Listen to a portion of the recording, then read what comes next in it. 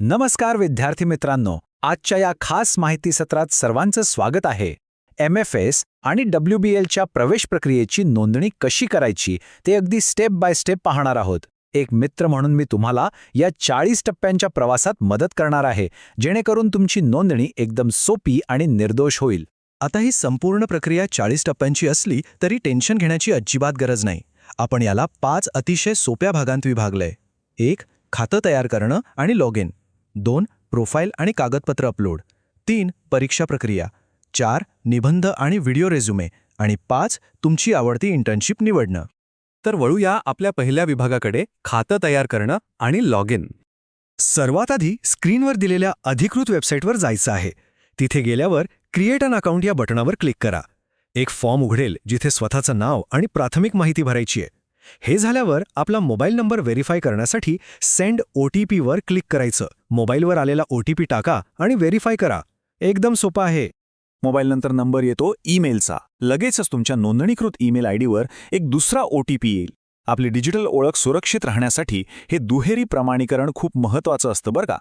तो ईमेलवरचा OTP तिथे टाकायचा आणि सगळी माहिती बरोबर असल्याची खात्री करून साइन अप बटनवर क्लिक करायचं. साइन अप यशस्वी झाल्यावर आपण पुन्हा मुख्य पेजवर येऊ. आता इथे युजरनेम म्हणून तुमचा ईमेल आयडी आणि मगाशी तयार केलेला नवा पासवर्ड टाकून लॉग इन करायचं. सिस्टममध्ये गेल्यावर लगेचच नियम आणि अटी म्हणजेच टर्म्स अँड कंडिशन्स दिसतील. त्या शांतपणे वाचायच्या, चेक्स बॉक्सवर टिक करायची आणि आय अग्री बटणावर क्लिक करून पुढे जायचं. आता आपण आलोय दुसऱ्या विभागात, प्रोफाईल तयार करणं आणि महत्त्वाची कागदपत्र अपलोड करणं. हा भाग तुमची व्यावसायिक ओळख बनवतो. इथे तुम्हाला तुमचं आवडतं क्षेत्र निवडायचंय आणि सर्वात महत्त्वाचं म्हणजे हेच क्षेत्र का निवडलं याचं कारण तिथे लिहायचंय. हे उत्तर अगदी प्रामाणिक आणि विचारपूर्वक द्या. त्यानंतर नेक्स्ट करत जाऊन आपली जन्मतारीख, पत्ता आणि संपर्काची माहिती न चुकता भरायची आहे. पुढच्या टप्प्यासाठी काही कागदपत्र आधीच स्कॅन करून जवळ ठेवा, जसं की मार्कशीट, ओळखपत्र, रेझ्युमे आणि प्रमाणपत्र. आणि हो, एक अतिशय महत्त्वाची गोष्ट, अपलोड केला जाणारा तुमचा फोटो पांढऱ्या बॅकग्राऊंडवर आणि एकदम क्लिअर असला पाहिजे. तो प्रोफेशनल दिसणं खूप गरजेचं आहे. आता भरलेली सगळी माहिती म्हणजे कोर्स, विद्यापीठाचा तपशील बरोबर आहे ना, ह्याची एकदा नीट पडताळणी करा. दिलेल्या रकान्यात तुमचं मत नोंदवा, सेव्ह अँड नेक्स्ट दाबा आणि शेवटी कन्फर्म करा. झालं, इथे आपली प्राथमिक नोंदणी पूर्ण झाली. चला, प्रोफाईल सेट झाले. आता वळूया तिसऱ्या आणि महत्त्वाच्या विभागाकडे, परीक्षा प्रक्रिया. परीक्षेला सुरुवात करणं एकदम सरळ आहे. काही सोप्या क्लिक्स करायचेत. आधी रजिस्टर टू एक्झामवर क्लिक करून नेक्स्ट दाबायचं.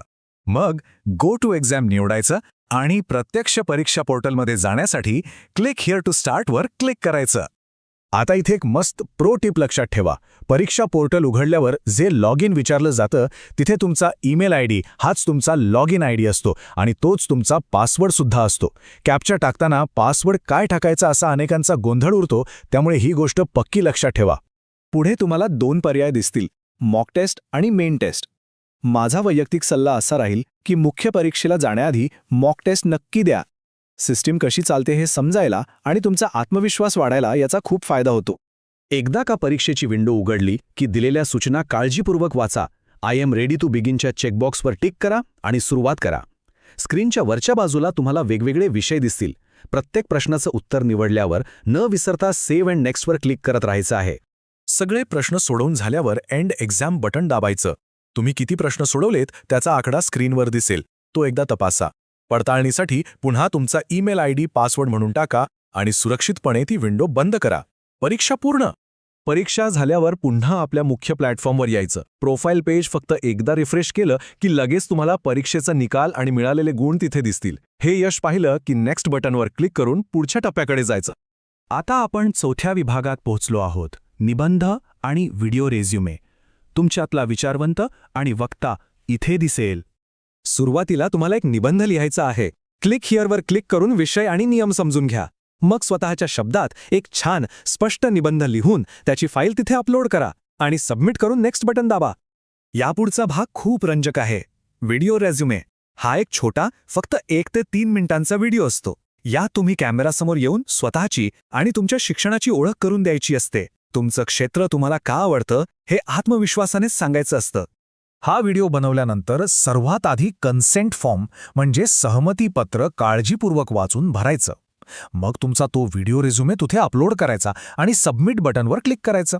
आणि आता आपण आलोय सर्वात शेवटच्या आणि एक्साइटिंग विभागाकडे, इंटर्नशिप निवडणं. इथे तुम्हाला इंटर्नशिप प्रोव्हाइडिंग पार्टनरची एक मोठी यादी दिसेल.